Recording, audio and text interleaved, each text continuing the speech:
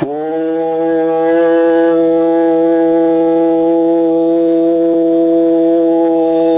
ஈஸ்வரா குருதேவா.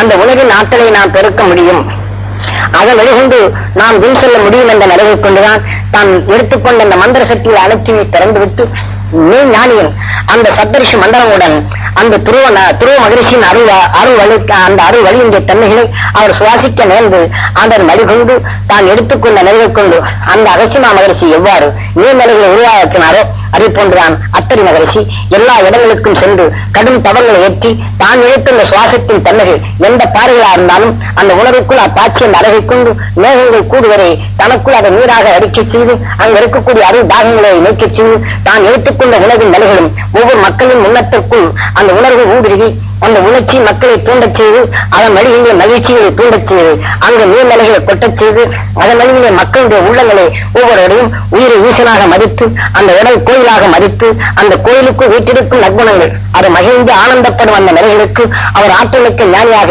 அது கிரிவலம் தனக்குள் காட்டுக்குள் ஜனம் இருந்து மீண்டும் மக்கள் மத்தியில் வந்து இந்த உலகின் எண்ணங்களை பரப்பி அந்த எண்ணத்தின் உணர்வு அவர்களிடத்திலிருந்து நல்லாட்சி பெறுவதற்குத்தான் கிரிவலம் வருகின்றார். ஆக எல்லா இடங்களிலும் வெளிவந்து அந்த அருளாட்சி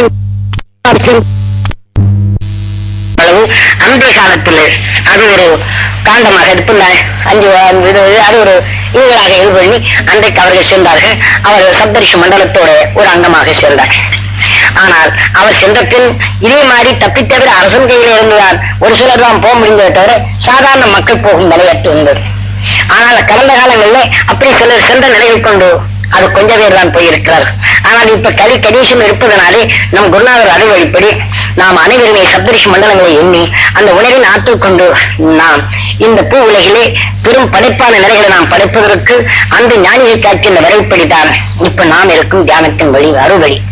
ஆகவே இன்று நாம் கூடியிருக்கிற இந்த பௌர்ணமி தியானத்தினுடைய நிலைகள் நாம் எந்த மனித உடல்ல நாம் மூலாதவுடைய உடலில் இருந்து நாம் பெற்றோமோ அந்த உணர்வின் தன்மை கொண்டு அவர்கள் ஜபம் இருந்தார்களோ இல்லையோ நாம் நலமா இருக்க வேண்டும், நம் நிலைகள வளமா இருக்க வேண்டும் என்று எண்ணிய உணர்வுகள் அவர் உடல்களிலே உண்டு.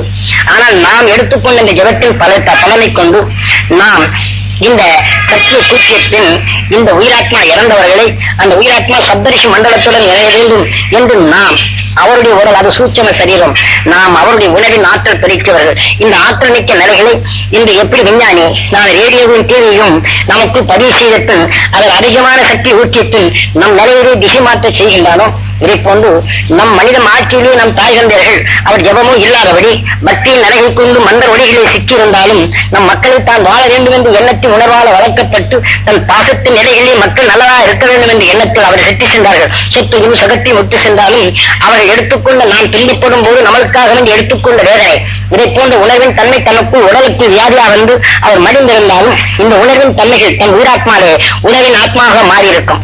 ஆனால் அவர் எடுத்துக்கொண்ட நம் மக்களுடைய நிலைகள் அவர் துன்பப்படும் போது வேதனை வேதனை வேதனை வேதனை என்று உணர்வு அவர்கள் சுவாசித்திருந்தால் வேதனை என்ற நரகை விஷம். இந்த விஷத்தின் தன்மை எவரொருவர் அந்த நம் மூதாதைகள் அவர்கள் சுவாசித்திருக்கின்றார்களோ இந்த விஷம் அனைத்துமே மீண்டும் மிருக உடலை உருவாக்கத்தான் உதவும்.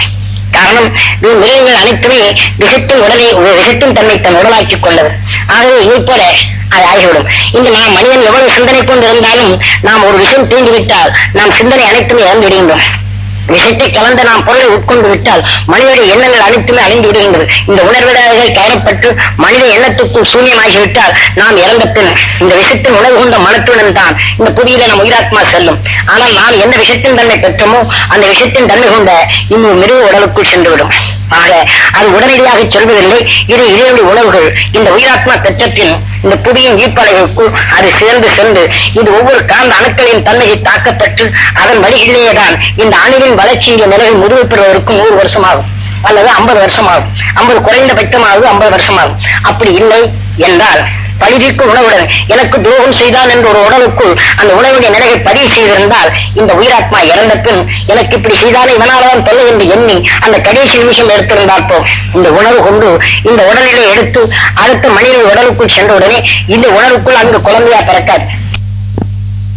இந்த உணர்வை ஏற்றி நான் எதையெல்லாம் பழிவிக்கும் உணர்வை எண்ணினோ அந்த உணர்வின் தன்மை இந்த உடலுக்குள் இந்த எண்ணங்களை பரப்ப செய்து அங்க பல தொல்லைகள் எடுத்து அதை நாசியாக்கி அங்க விஷயத்தை உட்கொண்டு 2 ஆத்மாவும் வெளியே வரும். அப்படி 2 ஆத்மா இறந்தவருப்பா 2 ஆத்மா வந்தாலும் அது மனிதனா பிறக்காது. ஆனால் இதை போல வரப்பும்போது வேறொரு சரீரங்களைத்தான் பெற முடியும். ஆகையினாலே அப்படி நாம் இருந்தாலும் கூட நான் இப்ப ஜபம் எடுத்துக்கொண்டவர்கள் அந்த உயிராத்மா அவங்களுடைய உடல் நாமா இருக்கும்போது நான் எடுத்துக்கொண்ட ஜபத்தின் தன்மை கொண்டு வாரத்தில் ஒரு நாள் நாம் கூட்டு குடும்ப தியானங்கள் இருந்து இறந்தவங்க உயிராத்மா அந்த சப்தரிஷி மண்டலத்தோடு இணைய வேண்டும் என்று இந்த உணர்வை பாய்ச்சி நாம் முந்தி அந்த விண்ணிலை செலுத்த முடியும். ஆனால் அவ்வாறு நாம் இறந்த மூதாதையுடைய தன்மையை நாம் விண் செலுத்தினால் அந்த சப்தரிஷி மண்டலங்களில் இருந்து வரக்கூடிய இந்த உணர்வு அந்த அலைகள் அதை அந்த நாம் மூதாதையுடைய உணர்வுக்குள் சிக்கப்பட்டு அவர்கள் இன்னொரு உணர்பெறும் நிலைகள் அங்கே கருகி இந்த உணர்வு ஒளியா மாறி அந்த சப்தரிஷி மண்டலங்களிலிருந்து வரக்கூடிய உணவின் ஒளி அலைகள் அவர்களுக்கு ஆகாரமா சேர்த்து ஒளி சரீரம் பெறுகின்றார்கள். அவ்வாறு அவர்கள் அங்கே நிறத்தை சென்றத்தில் அந்த உணவின் எண்ணம் கொண்டு நாம் அடிக்கடி அந்த சப்தரிஷி மண்டலங்களை எண்ணி அந்த மகிழ்ச்சியின் அருசக்தி நான் பெற வேண்டும் என்று எண்ணினாலே போறோம். நமது தூதுவனான அந்த உணர்வுகள் அங்கே உண்டு. நம் எண்ணத்தின் வலிமையை ஊடுருவி செல்லும் அந்த உணவின் தன்மை நாம் சுவாசித்து மனித வாழ்க்கையிலிருந்து நச்சுத்தன்மையான நிலைகள் நாம் நீர் நிலைகளையும் பூமிக்குள்ளும் இந்த காற்றுக்குள்ளும் நம் எண்ணத்துக்குள்ளும் விண்ணினையும் விஷயங்கள் கலந்த இந்த நிலைகள் இருந்தாலும் இந்த உணவின் தன்மை நாம் இந்த விஞ்ஞான அறிவிலை வந்ததை அந்த விஞ்ஞானின் அருளில் கொண்டு அங்கிருந்து வரக்கூடிய வாழ்க்கையில் வரக்கூடிய இந்த விஷமான தன்மை படைத்துக் கொண்டு நம் எண்ணத்தின் புலனறிவுகள் அந்த சப்தரிஷி மண்டலவுடன் எண்ணத்தை நாம் செலுத்திக் கொண்டிருக்கின்றோம்.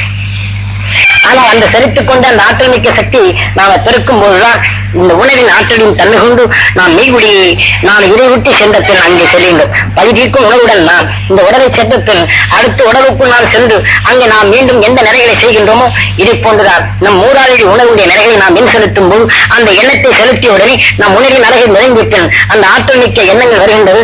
நம்முடைய குழந்தைகளோ அதே போல உயிரித்தள்ளும் எண்ணங்களை இங்கே செலுத்தப்படும் போது நடு மையமான நிலைகளிலிருந்து நம் உயிராத்மா அங்கே மின் செல்ல முடியும். இதுதான் அந்த விஞ்ஞானிகள் கண்ட பேர் உண்மைகளுடைய நிலைகள். ஆக நான் கரு ஜபம் இருந்து குண்டலினியை தச்சிழிப்பி நான் சொர்க்கத்தை அடைவேன், இருசூழ்ந்த நிலைகள் இருவான நிலைகளில் நாம் ஒளி பெறுவேன் என்ற நிலைகள் எல்லாம் இதை அறியாமை யானை ஏற்றுச் சுரக்காய் படிப்பு குறைவார்.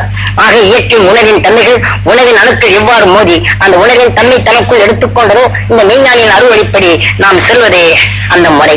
ஆக இந்த பேருண்டத்தின் பெரு உண்மையுடைய நிலையை நான் சொன்ன பின்னும் இதை அலட்சியப்படுத்தி இருக்காதபடி ஒவ்வொரு காலத்தையும் நிறைமண்ணாதபடி நீங்க ஒவ்வொருவரும் இந்த சூரியனுடைய தியானம் ஒரு 10 நிமிஷம் சூரியனுடைய காந்த சக்தியை பெறுகின்றீர்கள். அதற்கப்புறம் நாம் சொல்லும் முறைப்படி ஆத்மசுத்தி இந்த ஆயுதத்தை நீங்க பயன்படுத்திக் கொண்டிருக்கின்றீர்கள். அந்த ஆத்மசுத்தியை நீங்க பயன்படுத்தி நாம் வாழ்க்கையில் வரக்கூடிய எத்தகைய இன்னலானாலும் அதை ஆத்மசுத்தி செய்து கொண்டு கிடைப்பதற்கு இந்த ஆத்மசுத்தியுடைய எண்ணமே உங்க சப்தரிஷி மண்டலத்துடன் உங்க எண்ணங்களை தொடர் வைத்துக் கொண்டு அந்த உணர்வை உங்களுக்குள் சிறுக சிறுக செய்வதா. இந்த வேக காலத்துல இன்னைக்கு இதுல நம்ம என்ன செய்யணும், நல்ல உரத்தை நம்ம மரத்துக்கு உரம் போட்ட உடனே சத்து நிறைய கிடைக்குது அப்படின்னு சொல்லிட்டு உரத்தை மொத்தமா போட்டு நினைச்சியும் அது கலக்கிற அளவுக்கு கலந்தாதான் அது ஆதியாத்தையும் மரத்தோட கொஞ்சம் உரையும். அந்த உறைஞ்ச ஒரு பாட்டு தன் சத்த காத்துல இருந்து எடுத்துக்கும். ஆனா அது ரொம்ப சீக்கிரம் வரட்டும்ட்டு இன்னும் கூட கொஞ்சம் அந்த உரத்தை அதிக போட்டீங்கன்னா இந்த வெற்றியின் அனல் ஏனென்றால் அது இரு துடிப்பான நிலையை ஊட்டும் சக்தி கொண்டது இந்த உரம்.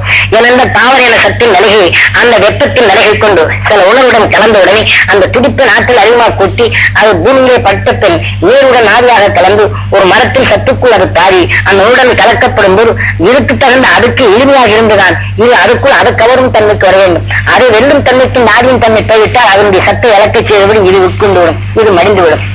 இதை போன்றுதான் இந்த ஆவின் தன்மை இந்த மரமான நிலை இருந்தாலும் அதை ஏற்றுக்கொள்ளும் பக்குவத்திற்கு இது சிறுக அமைக்கும் போது இந்த சத்தை அந்த மரம் கவர்ந்து கொள்ளும்.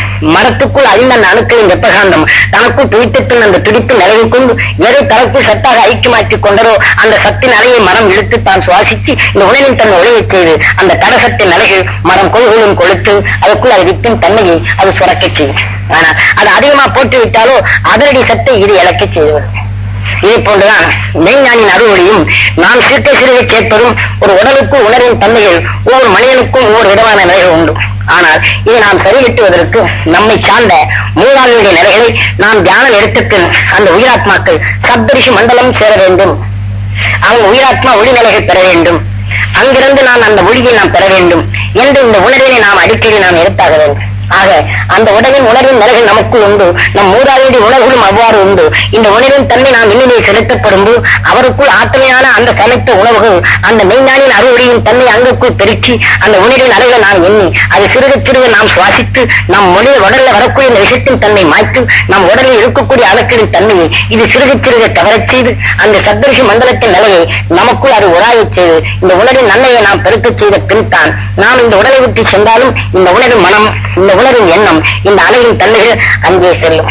நாம் இன்று இறந்த பின் இந்த உணர்வின் அழகை கொண்டுதான் இன்னொரு சரீர ஈர்ப்புக்கு செல்கின்றோம். இதை போன்றுதான் நாம் முந்தி எடுத்துக்கொண்ட உணர்வின் உயிராத்மாவை நாம் ஒளி சரீரமாக அங்கு ஆக்கிய பின் இந்த உணர்வின் தன்மை நமக்குள் எடுத்து இந்த உணர்வின் என்ன அழகை கூட தொடர்பு கொண்டு இருக்கும் போதுதான் நாம் இந்த உடலை விட்டு ஆத்மா சென்றாலும் அந்த உணர்வுடன் செய்ய வேண்டும்.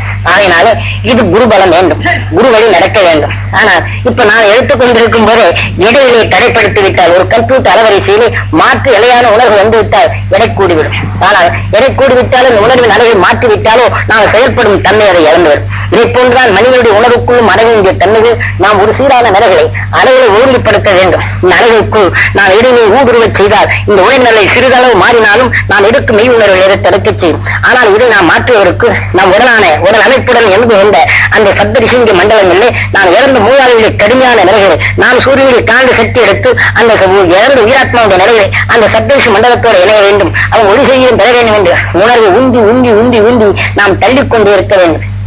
ஆக இந்த உணர்வின் நிலையை கொண்டு அவர்கள் அதை ஜீரணிக்கு மாற்றல் பெறுகின்றனர். அந்த உணர்வின் தன்மை கொண்டு நாம் அதை எடுக்க எடுக்க இந்த நினைவின் தன்மைகள் நமக்குள் சிறுக சிறுக அதை சென்று நமக்குள் எண்ணங்களை சிதறச் செய்யும். இந்த புதிய ஈர்ப்புக்குள் விருப்பு காரமான விஷத்தின் தன்மை நமக்குள் வந்து நாம் நல்லதவே சிந்திக்க விடாத நிலைகள் தடைப்படுத்தும் நிலையை கொண்டு நாம் ஒரு பொருளுக்குள் நாம் நல்ல பொருளின் சத்து இருந்தாலும் மேல ஓட்டுக்குள் நாம் ஒரு சீமெண்ணை போட்டுவிட்டால் என்ன செய்யும்? மனத்தில் விழும். அதே போல நாம் உள்ளுக்கு நல்ல சத்து இருந்தாலும் மேலே ஒரு முலாமுடைய வாசனை மாறுபட்ட நிலையை பூசிவிட்டால் அதை செயல்படுத்துவது வந்து நமக்குள் நாம் மெய்ஞானிய உணவுடைய தன்மைகளை நமக்குள் நாம் மனித வாழ்க்கையில ஒவ்வொரு உணர்வின் தன்மையும் இப்படி முலாமுகள் பூசி நமக்குள் நம்ம எல்லாம் அதை தடுத்துக் கொண்டிருக்கின்றது. இதை போன்ற நிலைகளை நாம் மாற்றுவதற்கு அந்த மெய்ஞானின் அருள் சக்தி பெறுவதற்கு நம் மூதாதைகளை நாம் மின் செலுத்த என உங்களுக்கு இது எதுக்கு சொல்லுகிறேன் என்றால் நாம் முதல்ல அவர்களை சுலபமா செலுத்த வேண்டும். நம்முடைய தூதுகளாக எடுக்க வேண்டும். அந்த விஷயத்தின் தன்மையுடைய நிலைகள் அவர்கள் சுவாசிச்சு அந்த உணர்வு அலைகளா பெருக்கிய பின் நாம் சப்தரிஷி மண்டலங்கள் எண்ணும் போது அந்த வேலையான நிலைகளை அந்த அலைகளை நாம் சுவாசிக்க முடியும். நம்மை பாதிக்க. ஏனென்றால் ஒரு மரத்திற்கு நாம் உரத்தை அதிகமா போட்டுவிட்டால் அதை நைந்து விடுவது கொண்டு நம் உணர்வின் சத்தான நம் மூலாவுடைய உணர்வுகள் அந்த ஒளியாக சமைக்கப்பட்டு அந்த உணர்வின் தொடர் கொண்டு நாம் எடுத்துக்கொள்ளும் இந்த ஆற்றல் சமைக்கும் இயற்கை ஒரு அளவுடைய இயற்கை நிலைகள். ஏனென்றால் நமது குருநாதர் ஒவ்வொரு நிமிஷமும் எனக்கு துன்புறுத்தப்பட்டுதான் நான் சொன்னேன். அப்ப ஒரு நெருப்புக்குள் பட்டோடனே உணவின் எண்ணங்கள் எந்தெந்த நிலைகள் எத்தனை எண்ணங்கள் எண்ணுகின்றது. ஆனா அதை சொல்றதுக்கு 4 மணி நேரம் சுருக்கமா சொல்லிவிட்டேன். ஆனா அந்த 4 மணி நேரத்துக்கு அந்த 1 மணி நேரம் அந்த தீ பிடிக்கும் போது அந்த உணவின் எண்ணங்கள் எப்படி எல்லாம் செயல்பட்டது, அந்த ஒவ்வொரு அணுக்கள் தன் மனிதனுக்குள் எடுத்துக்கொண்ட ராச அலையான எண்ணங்கள் அது எவ்வாறெல்லாம் மலம் மொழியது, நம்ம உடலுக்குள் இருக்கக்கூடிய புலன் அறிவின் மனங்கள் அது எவ்வாறெல்லாம் பிடித்தது, அந்த புலனின் மனங்களை எப்படி ஒடுக்குவது, அந்த புலனின் ஆற்றலின் தன்மையை எடுத்து இதை தடைப்படுத்தும் ஆற்றல் இதற்குள் நீ எவ்வாறு நீ பெற வேண்டும் என்று மெய்வுணர்வின் தன்மையை அந்த குருநாதர் காட்டினார். அதனாலதான் நான் உங்களுக்கு லேசா சொல்றேன். நான் சிரமப்பட்டேன். இப்ப நம்ம பேசுறது கூட முடிச்சுட்டனர். அதனால இத்தனை நிலையை எடுத்தும் கூட இதெல்லாம் நான் எதுக்காக என்று செய்வேன்? உங்களை அறியாம உங்களை ஆட்சி படைக்கும் தீய உணவிலிருந்து நீக்கி நாம் மனிதனா கற்ற அனைவருமே நான் எண்களை செல்ல வேண்டும். ஆக இதுவே இனம் இனத்தை சேர்க்கும். ஒரு மாம்பழம் தன் சுவையின் தன்னை எடுத்துக்கொண்டால் அந்த சுவையின் தன்மையை வீசும். அதே போல மனிதனுக்கு அந்த மகிழ்ச்சியின் தோற்றத்தை எடுத்துவிட்டால் அந்த மகிழ்ச்சி நிலைகளே வரும். ஆனால் அந்த மகிழ்ச்சிக்குள் சில தடைப்படும் போது அந்த சூரியன் நிலையை விட்டுவிட்டால் அது ஊடுருவியை கலந்து விட்டால் அந்த மகிழ்ச்சி நமக்கு உள்நின்றாலும் அது வெளிப்படுத்த முடியாதபடி தடைப்படுத்திக் கொண்டிருக்கும். அதே போன்ற நிலைகள் எல்லாம் நாம் நீட்டுவதற்கு நாம் ஒவ்வொரு நிமிஷமும் அந்த சப்தரிஷி மண்டலங்களை எண்ணி நம் மூலாவது உயிராத்மாக்களை அவங்க சப்தரிஷி மண்டலம் சேர வேண்டும் என்று வீட்டில் வாரத்தில் ஒரு நாள் கூட்டுக் குடும்ப தியானங்கள் இருக்க வேண்டும்.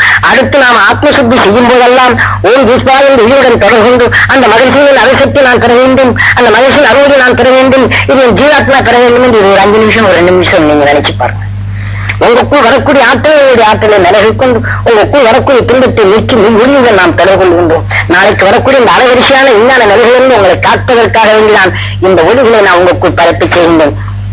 ஏனென்றால் இன்னொரு பேச வேண்டிய நிலைகள் அந்த சப்தரிஷியின் ஒளியுடன் கலந்து ஞானியை நமது குருநாதர் காட்சி அறிவுறுக் கொண்டு அந்த காந்த அலைகளை பெறகொண்டு சப்தரிஷி மண்டல ஒளியுடன் உணவுடன் கொண்டு அவர் விட்டு இந்த நிலையை அந்த உண்மையின் உணவின் தன்மையை உங்க செவி புலன் அறிவாலே ஈர்க்கச் செய்து இந்த உணவின் சத்தான அமுதம் உங்க ஈசனான உணவுக்குள் உராயச் செய்து இந்த உணவின் தன்மை உடலான சிவத்துக்குள் அமுதாக சுரக்கச் செய்து இந்த சிவனுக்குள் இருக்கக்கூடிய அந்த ஈசனின் வெப்ப துடிப்பாலே இந்த உணவின் சத்துக்கள் அது திசுக்களாக மாற்றி அந்த சிசுவான நிலையை உங்க உயிராத்மாலை சேர்க்கும் தன்மையும் இந்த உடலை விட்டு நாம் சென்றாலும் அந்த மெய்வெளியின் உணர்விற்குள் நாம் சேர்க்கும் இந்த நிலைதான். ஆக நாம் செய்வது உங்களுடைய உயிர் ஈசனாக மதித்து அந்த ஈசனிடம் மறு கேட்டுத்தான் இந்த உணரின் ஆற்றலுக்கு அந்த சக்தியின் தன்மை நான் ஆராதனை எடுக்கும் இந்த முறையில் தான் உங்களை நான் பிரார்த்தித்து நான் இன்னொரு செய்ய பிரார்த்தித்து உங்களுக்கு அல்ல உபதேசம். ஆக இந்த உணவின் தன்னை நான் பிரார்த்தித்து இந்த உணர்வு நீங்க சிறுகொண்டு நடித்திருக்குமோ இந்த சுவாசத்தின் மனைவி உங்க உயிரான ஈசனுக்கு ஆராதனை. அதை நீங்க எந்த அளவுக்கு தடைப்படுத்தாத நீங்க சுவாசித்தீர்களோ இந்த உணவின் சத்தான நிலையை உங்க உடலான சிவத்துக்குள் மகிழ்ச்சி அமரும். ஆனால் அந்த சிவத்துக்குள் கூடி இருக்கக்கூடிய உணர்வுகளின் தெய்வங்கள் அந்த நற்குணங்கள் அழுக்கி மகிழ்ச்சி ஆர்வத்தை அதற்குள் ஒவ்வொரு அழுக்கையும் தண்ணி ஆற்றலிக்க தெய்வங்களாக உங்களுக்கு ஊடுருவி உங்க பேச்சும் சொல்லும் மூச்சும் அது ஒவ்வொன்றும் ஒவ்வொரு நிலைகளிலும் துன்பம் போ என்று சொன்னால் பிறருக்கு துன்பத்தை நீங்க பட்ட உனக்கு துன்பம் இல்லை என்று சொன்னாலும் அவர்கள் துன்பம் நீங்க